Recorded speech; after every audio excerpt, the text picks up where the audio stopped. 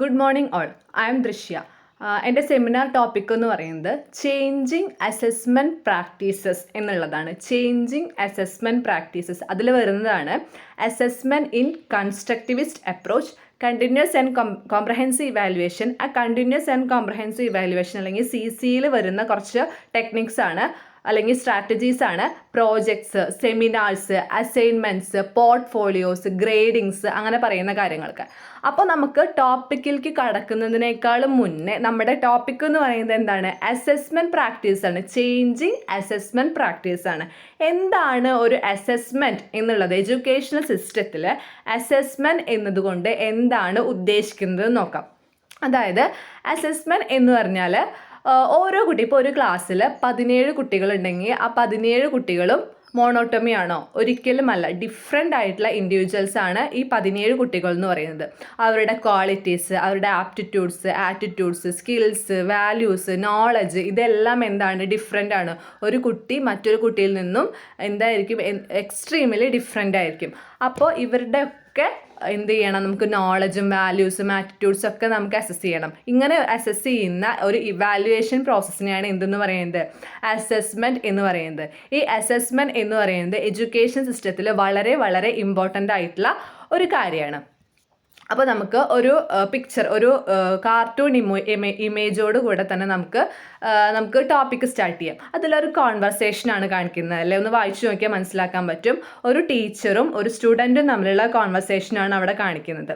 അപ്പോൾ ആ ടീച്ചർ പറയാണ് സ്റ്റുഡൻറ്റിനോട്, എന്താ പറയുന്നത് നോക്കി, എന്ത് സപ്പോർട്ടും ചെയ്യാം, അതായത് ആ കുട്ടിക്ക് വേണ്ടിയിട്ടുള്ള സപ്പോർട്ട് ചെയ്തിട്ട് ഒരു ഗൈഡായിട്ട് പ്രവർത്തിക്കാം, ഒരു ലേണിങ്ങിന് സഹായിക്കാം എന്നുള്ള രീതിയിലാണ് എന്ത് പറയുന്നത്? ടീച്ചർ പറയുന്നത്. അപ്പോൾ സ്റ്റുഡൻറ്റ് അതുപോലെ പറയാണ്, എനിക്ക് വേണ്ട കാര്യങ്ങൾ എനിക്ക് തന്നെ അറിയാം, എനിക്കൊരു പ്രയർ നോളജ് ഉണ്ട്, ഞാൻ എൻ്റെ രീതിയിൽ കൂടെ എൻ്റെ നോളജ് ഞാൻ തന്നെ കൺസ്ട്രക്റ്റ് ചെയ്യും എന്നുള്ള രീതിയിലാണ് എന്ത് പറയുന്നത്?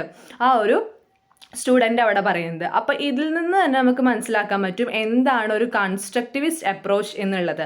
ആ ഒരു കൺസ്ട്രക്റ്റിവിസ്റ്റ് അപ്രോച്ചിൽ വരുന്ന ഒരു അസസ്മെൻറ്റ് പ്രോസസ്സ് എങ്ങനെയാണ് എന്നുള്ളത് നമുക്ക് ഈ ഒരു കോൺവെർസേഷനിലൂടെ തന്നെ മനസ്സിലാക്കാൻ പറ്റും.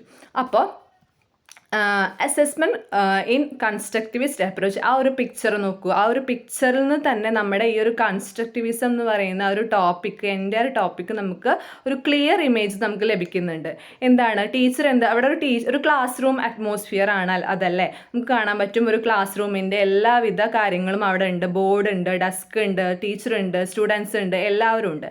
അപ്പോൾ നമുക്ക് അവിടെ കാണാൻ കഴിയുന്ന എന്താ? ഒരു ടീച്ചർ അവിടെ നിൽക്കുന്നുണ്ട്. ആ ടീച്ചർ ക്ലാസ് എടുക്കുകയാണോ ചെയ്യുന്നത്? ഒരിക്കലും അല്ല. ടീച്ചർ ക്ലാസ് എടുക്കുകയല്ല ചെയ്യുന്നത്. കുട്ടികൾ എന്താ ചെയ്യുന്നത്? ടീച്ചറുടെ ക്ലാസ് കേട്ടിരിക്കുകയാണോ ചെയ്യുന്നത്? അല്ല. ടീച്ചർ ക്ലാസ് എടുക്കും, കുട്ടികൾ ആ ടീച്ചറുടെ ക്ലാസ് കേട്ടിരിക്കുക, നോട്ട്സ് ചെയ്തെടുക്കുക. അതൊക്കെ എന്താണ്? ബിഹേവിയറിസ്റ്റ് അപ്രോച്ചാണ്. നമ്മൾ പണ്ട് കാലത്ത് നിലനിന്നിരുന്ന കുട്ടി ഒരു പാസീവ് ലേണർ മാത്രമായിട്ട് മാറുക. അതായത് ടീച്ചറാണ് അവിടെ ഇമ്പോർട്ടൻസ്. ടീച്ചർ സെൻറ്റേർഡ് പ്രോസസ്സായിരുന്നു എന്ത്? ബിഹേവിയറിസ്റ്റ് അപ്രോച്ച് എന്ന് പറയുന്നത്. ആ ഒരു രീതിയല്ല ഇപ്പോൾ ഉള്ളത്.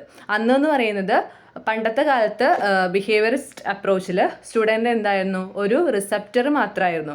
അതായത് ടീച്ചർ പറയുന്ന നോളജ് അക്സെപ്റ്റ് ചെയ്യാനുള്ള ഒരു ഡിവൈസ് എന്ന് തന്നെ നമുക്ക് വേണമെങ്കിൽ പറയാം. ആ ഒരു സാധനമായിരുന്നു എന്തെന്ന് പറയുന്നത്? സ്റ്റുഡൻസ് എന്ന് പറയുന്നത്. സ്റ്റുഡൻസിന് അവിടെ പ്രത്യേകിച്ച് റോൾസ് ഉണ്ടായിരുന്നില്ല.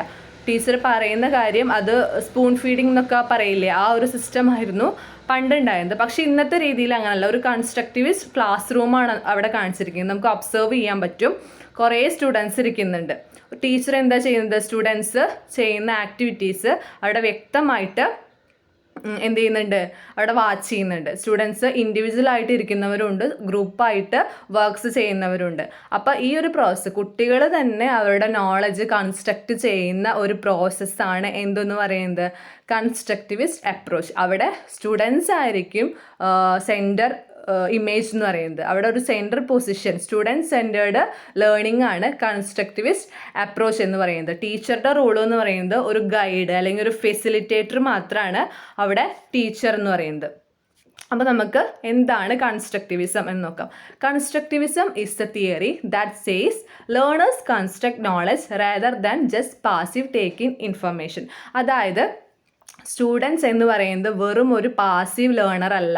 സ്റ്റുഡൻറ് എന്ന് പറയുന്നത് എന്താണ്? ഒരു ആക്റ്റീവ് ലേണറാണ്. ആക്റ്റീവ് പ്രോസസ്സാണ് ലേണിംഗ് എന്ന് പറയുന്നത്.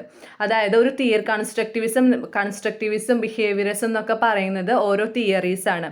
ഈ തിയറീസ് കൺസ്ട്രക്റ്റിവിസം എന്ന് പറയുന്ന തിയറിയിൽ പറയുന്നത് സ്റ്റുഡൻറ്റിൻ്റെ പ്രയോർ നോളജ് വെച്ചിട്ട്, നമുക്കിപ്പോൾ ഫോർ എക്സാമ്പിൾ പറയുകയാണെന്നുണ്ടെങ്കിൽ ഫോട്ടോസിന്തസിസ് ടീച്ചർ ഒരു ഫോട്ടോസിന്തസിസ് എന്ന് പറയുന്ന ടോപ്പിക്ക് ക്ലാസ്സിൽ വന്നിരുന്ന് പഠിപ്പിക്കുകയാണ്. അപ്പോൾ കുട്ടിക്കൊരു മുൻധാരണ ഉണ്ടായിരിക്കണം. ഫോട്ടോസിന്തസിസ് എന്ന് പറയുന്നത് പ്ലാന്റ്സിൽ നടക്കുന്ന കാര്യമാണ്, അതിൽ ലൈറ്റിന് ഇൻവോൾവ്മെൻറ്റ് ഉണ്ട്, ഇത്രയും കാര്യങ്ങളെങ്കിലും ബേസിക് ആയിട്ട് കുട്ടിക്ക് അറിഞ്ഞിരിക്കണം. ആ ഒരു ബേസിക് നോളജിൽ നിന്ന് ടീച്ചറുടെ ഹെൽപ്പോട് കൂടി ടീച്ചർ ചില ഹിൻസ് ഇട്ട് കൊടുക്കും. ആ ഒരു ഹെൽപ്പോട് കൂടി ഹാൻഡ്സ് ഓൺ എക്സ്പെരിമെൻറ്റ്സ് വഴിയോ അല്ലെങ്കിൽ എന്തെങ്കിലും വേറെ എന്തെങ്കിലും വേറെ ഇപ്പോൾ എക്കോളജി ഒക്കെ പഠിക്കുകയാണെന്നുണ്ടെങ്കിൽ ഫീൽഡ് ട്രിപ്പ്, ഫീൽഡ് വിസിറ്റ്, അതൊക്കെ ഒരു ഇമ്പോർട്ടൻ്റ് ആയിട്ടുള്ള ഒരു ഗൈഡാണ്. അപ്പോൾ അങ്ങനെയുള്ള മെത്തേഡ്സിലൂടെ നമുക്ക് എന്ത് ചെയ്യാൻ പറ്റും? നോളജ് കൺസ്ട്രക്ട് ചെയ്തെടുക്കാൻ പറ്റും. ടീച്ചർ ഒരു നോട്ട് കൊടുക്കുക അല്ലെങ്കിൽ ഒരു ലെക്ചർ കേൾക്കുക എന്നുള്ളതിലുപരി കുട്ടികളുടെ പ്രയോർ നോളജ് വെച്ചിട്ട് അതിനെ ബേസ് ചെയ്തിട്ട് എന്ത് ചെയ്യണം? ആ ഒരു നോളജ് കൺസ്ട്രക്റ്റ് ചെയ്തെടുക്കണം. ആ ഒരു പ്രോസസ്സിനെയാണ് കൺസ്ട്രക്റ്റിവിസ്റ്റ് അപ്രോച്ച് എന്ന് പറയുന്നത്. അപ്പോൾ കൺസ്ട്രക്റ്റിവിസ്റ്റ് അപ്രോച്ച് എന്ന് പറഞ്ഞാൽ സ്റ്റുഡൻസ് തന്നെ നോളജ് കൺസ്ട്രക്റ്റ് ചെയ്തെടുക്കുന്ന ഒരു പ്രോസസ്സാണ് കൺസ്ട്രക്റ്റിവിസ്റ്റ് അപ്രോച്ച് എന്ന് പറയുന്നത്. ടീച്ചർ അവിടെ എന്തായിരിക്കും? ഒരു ഫെസിലിറ്റേറ്റർ അല്ലെങ്കിൽ ഒരു ഗൈഡ് അല്ലെങ്കിൽ ഒരു സ്കഫോൾഡർ മാത്രമായിരിക്കും ടീച്ചർ എന്ന് പറയുന്നത്. അവിടെ ലേണിംഗ് ബൈ ഡൂയിങ് ആണ് നടക്കുന്നത്. ഹാൻഡ്സ് ഓൺ എക്സ്പെരിമെൻറ്റ്സിലൂടെയും ബാക്കിയുള്ള വർക്ക്സിലൂടെയൊക്കെ ചെയ്ത് പഠിക്കുന്ന ഒരു പ്രോസസ്സാണ് ലേണിംഗ് എന്ന് പറയുന്നതാണ് അവിടെ അർത്ഥാക്കുന്നത്. അവിടെ സ്റ്റുഡൻറ് സെൻറ്റേർഡ് അപ്രോച്ചാണ്. ടീച്ചർക്കല്ല അവിടെ ഇമ്പോർട്ടൻസ്. ടീച്ചർ എന്താണ്? ഒരു ഗൈഡ് മാത്രമായിട്ടാണ് അവിടെ നിൽക്കുന്നത്. സ്റ്റുഡൻസിനാണ് അവിടെ ഇമ്പോർട്ടൻസ് എന്ന് പറയുന്നത്.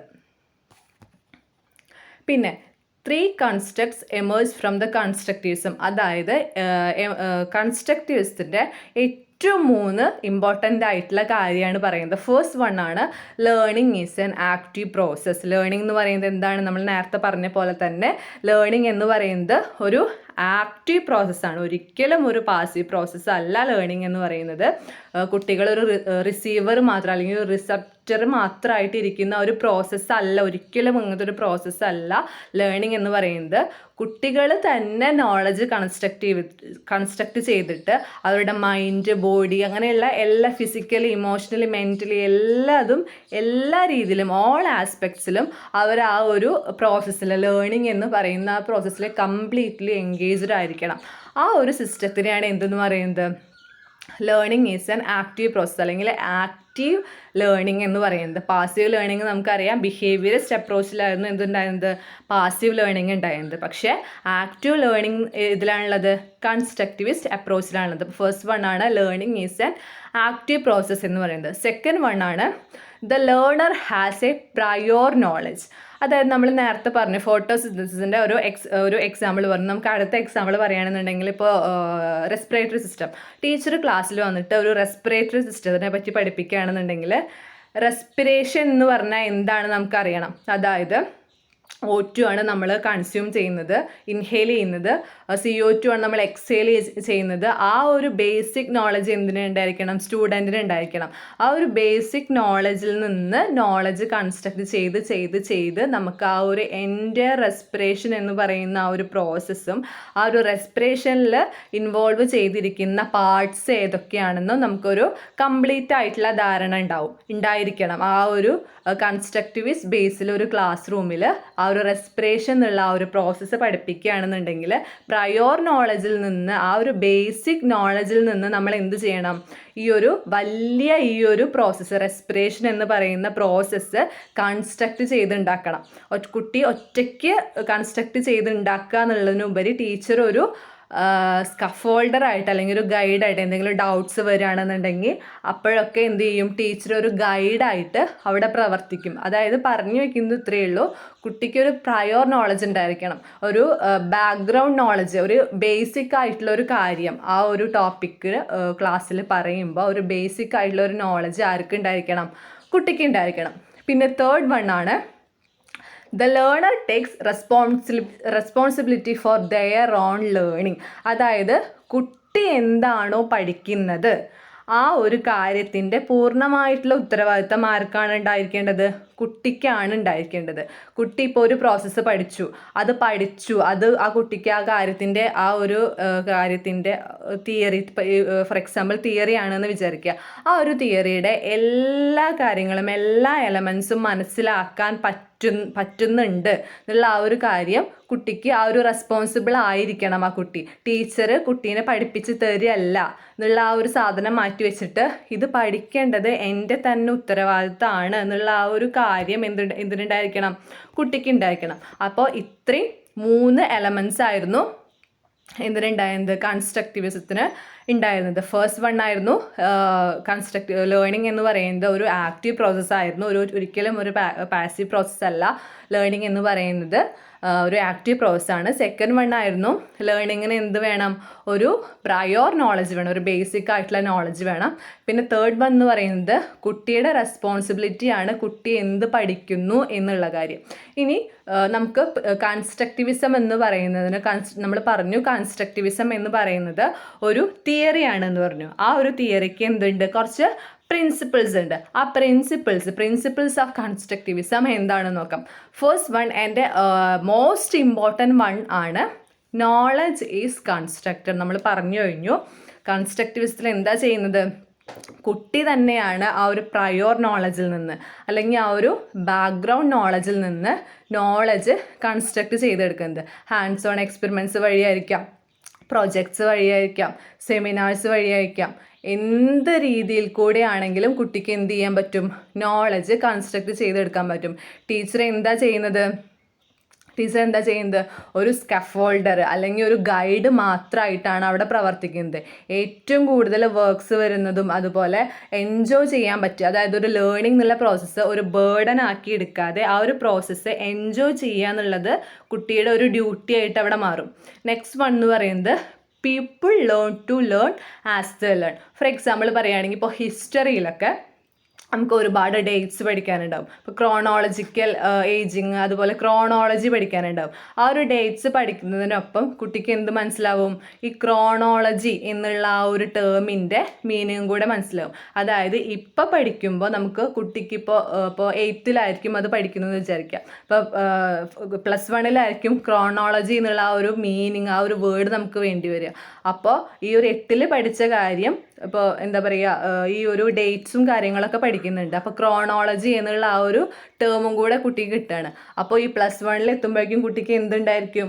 ആ ഒരു 8th ക്ലാസ്സിൽ പഠിച്ച ക്രോണോളജി, ആ ഒരു ടേം ഞാനിവിടെ പഠിച്ചിട്ടുണ്ട്, ആ ഒരു കാര്യം ഫ്യൂച്ചറിൽ എനിക്ക് എന്ത് ചെയ്യാൻ പറ്റും?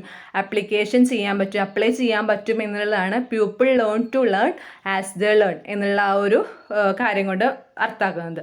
പിന്നെ നമ്മൾ പറഞ്ഞ കാര്യം തന്നെയാണ് learning is an active process. ഇതൊക്കെ ഇമ്പോർട്ടൻ്റ് ആയിട്ടുള്ള പ്രിൻസിപ്പിൾസ് ആണ്. എക്സാമിന് ചോദിക്കുകയാണെന്നുണ്ടെങ്കിൽ ഈ ഒരു പോയിന്റ്സ് ഒക്കെയാണ് മെയിനായിട്ട് എഴുതേണ്ടത്. Learning is an active process. ഒരിക്കലും ഒരു പാസീവ് ഇൻഡിവിജ്വൽ അല്ല ആ ഒരു ലേണർ എന്ന് പറയുന്നത്. ടീച്ചർ പറഞ്ഞു തരുന്ന ലെക്ചേഴ്സ് മുഴുവൻ ഗ്രാബ് ചെയ്തെടുക്കുക, അതിൻ്റെ നോട്ട്സ് എഴുതുക, അതേ കാര്യങ്ങളിരുന്ന് പഠിക്കുക, അതല്ല ഒരിക്കലും ഒരു ലേണറുടെ ഡ്യൂട്ടി എന്ന് പറയുന്നത്.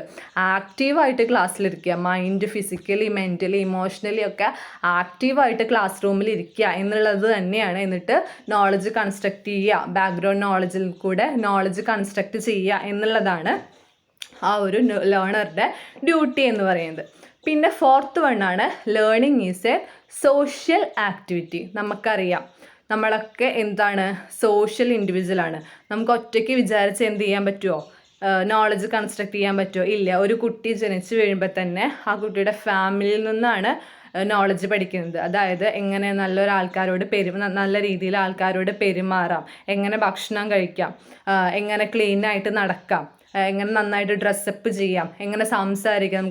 നമുക്കറിയാം ലാംഗ്വേജ് ഡെവലപ്മെൻ്റ് ഒക്കെ നടക്കുന്നത് എവിടെ നിന്നാണ്? ഫസ്റ്റ് മദറിൽ നിന്നാണ് നടക്കുന്നത്, പിന്നെ ആ ഒരു ഫാമിലിയിൽ നിന്നാണ് നടക്കുന്നത്. അപ്പോൾ ഫാമിലി എന്ന് പറയുന്നത് എന്താണ്? ഒരു സൊസൈറ്റിയുടെ ഭാഗമാണ് ഈ ഫാമിലി എന്ന് പറയുന്നത്. അപ്പോൾ ഈ നോളജൊക്കെ കൺസ്ട്രക്ട് ചെയ്യുന്നതിൽ സൊസൈറ്റിക്ക് ഒരു ഇമ്പോർട്ടൻസ് ഉണ്ട്. ഫാമിലി കഴിഞ്ഞാൽ പിന്നെ നമുക്ക് സ്കൂൾസിൽ പറയാം. കുട്ടി ഒരു 4-5 വയസ്സാകുമ്പോൾ എവിടേക്ക് വരും? സ്കൂളിലേക്ക് എത്തുമ്പോൾ ടീച്ചേഴ്സ് ഉണ്ടാവും. ടീച്ചേഴ്സിൽ നിന്ന് പല നോളജും കുട്ടിക്ക് കിട്ടാനുണ്ട്. പിന്നെ സ്കൂളിൽ തന്നെ എന്തുണ്ടാവും? പിയർ ഗ്രൂപ്പ്സ് ഉണ്ടാവും, കുട്ടിയുടെ ഫ്രണ്ട് സർക്കിൾ ഉണ്ടാവും. അവിടെ നിന്നും കുട്ടിക്ക് ഒരുപാട് നോളജ് കിട്ടും. പിന്നെ കമ്മ്യൂണിറ്റി, പിന്നെ സൊസൈറ്റിയുടെ ഒരു എലമെൻ്റ് എന്ന് പറയുന്നത് കമ്മ്യൂണിറ്റി. ഇപ്പോൾ സോഷ്യോ കൾച്ചറൽ അങ്ങനെയുള്ള കൾച്ചേഴ്സ്, ഒരു കമ്മ്യൂണിറ്റിയിൽ പലതരം കൾച്ചേഴ്സ് ഉണ്ടായിരിക്കും. ഓരോ കുട്ടിക്കും ഓരോ കൾച്ചേഴ്സ് ആയിരിക്കും. അപ്പോൾ ഈ കൾച്ചേഴ്സിനെ പറ്റിയിട്ടൊക്കെ നമുക്കൊരു അറിവ് കിട്ടണമെന്നുണ്ടെങ്കിൽ ആ ഒരു സൊസൈറ്റി ആയിട്ടുള്ള ഒരു ഇൻട്രാക്ഷൻ ഉണ്ടായിരിക്കണം. അതിനെയാണ് learning is a social activity എന്ന് പറയുന്നത്. ഒരു കുട്ടി ഒറ്റയ്ക്ക് വിചാരിച്ച ആ ഒരു ലേണിംഗ് എന്നുള്ള പ്രോസസ്സ് നമുക്ക് ഒരിക്കലും നേടിയെടുക്കാൻ പറ്റില്ല.